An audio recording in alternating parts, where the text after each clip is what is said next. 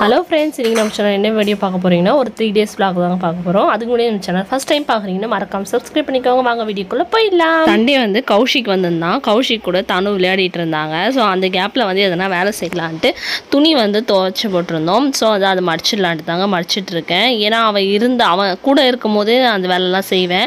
ஏன்னா சமையல் கட்டு போயிட்டோம்னா அவன் அழ ஆரம்பிச்சிருவான். அதனால தாங்க கொஞ்சம் துணி இருந்துச்சு கையில் ஒயிட் பனியன் போல் அதெல்லாம் வந்து ஹேண்ட் வாஷ் பண்ணி வச்சுட்டேன். ஈவினிங் போல் அவங்க அப்பா 4 o'clock வீட்டுக்கு வந்துட்டு இருந்தார். அவர் கப் கேக் வாங்கிட்டு இருந்தார். அதை சாப்பிட்டுட்டு இருந்தான் பையன். இப்போலாம் ஆஃப்டர்நூனே சாப்பிட்டதுனால ஈவினிங் ஸ்நாக்ஸ் மட்டும்தான்.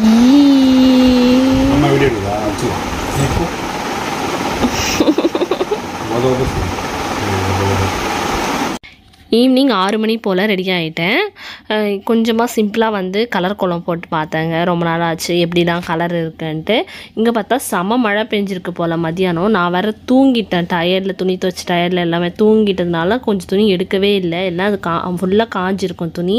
சரின்ட்டு அதை அப்படியே விட்டுட்டேங்க. நான் கோலமாவு சுத்தமாக காலி ஆயிடுச்சு. சரின்ட்டு மறுநாள் வர விநாயகர் சதுர்த்தி வருதுன்ட்டு அவங்க அப்பா கிட்ட கோலமாவு கொஞ்சம் வாங்கிட்டு வாங்கன்னு சொல்லியிருந்தேன். ஸோ வந்து அவர் மழைக்கு அதுக்கும் போனதுனால சேர அடிச்சிட்ருக்கு போல். ஸோ அதான் கழுவிட்டு இருந்தார். அப்புறம் வந்து நைட்டு வந்தாங்க. எல்லாமே கொஞ்சம் ஊற வைக்கிற வேலைலாம் பண்ணிகிட்டு இருந்தேன். இது வந்து அரிசி வந்து எதுக்குன்னா அரிசி கோலம் போடுறோம் இல்லைங்களா, அதுக்கு தான் நான் வந்து பச்சரிசி ரேஷன் அரிசி தான் நான் வந்து நல்லா ஊற வச்சுருந்தேன். எவ்வளோக்கு எவ்வளோ ஊறுதோ அந்த அளவுக்கு மாவாகவும் நல்லாயிருக்கும். ரொம்ப தண்ணியாக இல்லாமல் இந்த அளவுக்கு நல்லா திக்காக கரைச்சிக்குவாங்க. கரைச்சிட்டு இப்போ போகிறதுக்கு தேவையான எடுத்து வச்சுட்டு கொஞ்சம் வந்து பிளேட்டில் ஊற்றி வச்சுட்டேன். இது ஏன் ஊற்றி வைக்கிறேன்ட்டு கடைசியாக சொல்கிறேங்க பாருங்கள். இது வந்து நம்ம டெய்லி யூஸ் பண்ணுற மாதிரி நான் உங்களுக்கு ஒரு ட்ரிக்கு சொல்ல போகிறேன். கடைசியில் வீடியோ பாருங்கள். இப்போ வந்து கொஞ்சமாக எடுத்து வச்சுருக்கு இல்லைங்களா, அந்த பவுலில் வந்து நான் வந்து கொஞ்சம் வந்து வாசக்கால்லாம் போட்டிருந்தேன். எப்பவுமே செவ்வாய் வெள்ளிக்கிழமை வந்து மாவிளக்கு கோலம், அது அரிசி மாவு கோலம் போடணுன்னு சொல்லுவாங்க. ஸோ வந்து நான் வந்து என்ன பண்ணேன், செவ்வாய்க்கிழமை எனக்கு செட் ஆகுது. ஸோ வந்து ஃப்ரைடே வேணால் நான் ட்ரை பண்ணலான்ட்டு இனிமேல் வீக்லி வந்து முன்னெல்லாம் சாக் பீஸில் நான் கிழிச்சிட்டு இருந்தேன். இதை நான் அரைக்கணும், இதை நான் ஸ்டோர் பண்ண ரொம்ப நாளாக நினச்சிட்டு இருந்தேன். பட் டைமே இல்லை. இப்போ தான் அந்த டைம் கிடச்சிதுன்னே சொல்லலாம். அப்புறம் வந்து விநாயகர் சதுர்த்தின்றதுனால அன்றைக்கே என்னால் ஃபுல் வேலை செய்ய முடியாது. தனு வச்சுட்டு இருந்தாங்க. ஏன்னா அவங்க அப்பாவுக்கும் லீவ் இல்லை. ஸோ வந்து முன்னாள் வந்து தேவையான ப்ரிப்ரேஷன்லாம் பண்ணிகிட்டு இருந்தேன். மாவிளக்கு கோலம் போட்டாச்சு. இப்போ வந்து உருளியில் வந்து பூ போட்டு வச்சுட்டாங்க. சாமந்தி நடுவில் வந்து ரோஸும் வச்சுருந்தேன். அதில் வந்து என்ன வாட்டர் ஊற்றுனாங்க, ரோஸ் வாட்டர் ஊற்றுனாங்க. நல்லா மனமாக இருக்கும். உள்ளே வரும்போதே ஃப்ராக்ரன்ஸ் சூப்பராக இருக்கும். இந்த உருளியில் இருக்க பூ வாரத்துக்கு முன்னாடியே எடுத்து நம்ம கொட்டிடணும். இல்லைன்னா அதுவே ஒரு நெகட்டிவ் எனர்ஜியாக மாறிடும். இப்போ பாசிட்டிவ் எனர்ஜியாக இருக்கும். அது வீட்டுக்குள்ளே வரும்போது அப்படியே நல்ல ஒரு மைண்ட் ஃப்ரெஷ்ஷாக வரலாம். நைட்டு டின்னருக்கு வந்து அவங்க அப்பா வந்து சன்னா மசாலாவும் சோலை பட்டரை கேட்டிருந்தாரு. ஸோ வந்து அதுக்கு வந்து சன்னா வந்து நான் மதியானம் ஊறவே வைக்கலைங்க. ஈவினிங் போல் தான் வந்து சுடு தண்ணியில் ஊற வச்சேன். ஒரு 4:30 போல் ஊற வச்சேன். 7:30க்கே நல்லாவே ஊறிடுச்சு. நல்லா ஒரு 5 விசில் போட்டு எடுத்துட்டேன். ஃபஸ்ட்டு உப்பு போட்டு கொஞ்சம் உப்பு போடணும் சுண்டலுக்கு. அப்புறம் வந்து எண்ணெய் ஊற்றி பட்டை அந்த கல்பாசி போட்டுட்டு வேறு எதுவுமே போட தேவையில்ல. பட்டையும் அது 2 போட்டால் போதும். மசாலா பொருளுக்கு வெங்காயம் போட்டுட்டேங்க. தேவையான அளவு உப்பு போட்டு நல்லா வதக்கிக்கணும். இது வந்து அரைச்சிக்கணுங்க பேஸ்ட்டு. இது வந்து ஃபைன் இதுவாக அரைச்சிக்கணும். வெங்காயமும் பொடிசாக கட் பண்ணி எடுத்துக்கணும். நான் வந்து அந்த வெங்காயம் போட்டுட்டேன். அதில் வதக்கிறதுக்கு தக்காளியும் பூண்டு இஞ்சி போட்டு நல்லா வந்து அரைச்சி எடுத்துட்டேன். இதே நம்ம பன்னீர் பட்டர் மசாலா அப்படி செய்கிறோன்னா நம்ம கேஷ்யூ போடலாம்.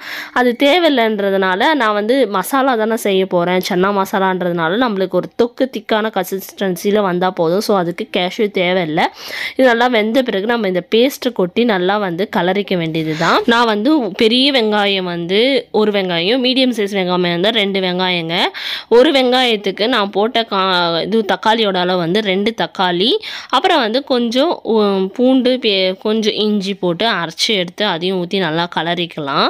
இந்த ஸ்டேஜில் தாங்க நல்லா நம்ம வதக்கணும். ஏன்னா நம்ம பச்சையாக அரைச்சிருக்கோம். ஸோ வந்து நம்ம வந்து உடனே எல்லாமே போட்டுட்டோம்னா அது வந்து ஒரு மாதிரி தொக்கான்னு நின்றுடுவாங்க. நல்லா ஒரு மிக்ஸ் ஆகி ஒரு வெந்த மாதிரி ஒரு ஸ்மெல் ஸ்மெல் அப்படியே வருங்க அதில்.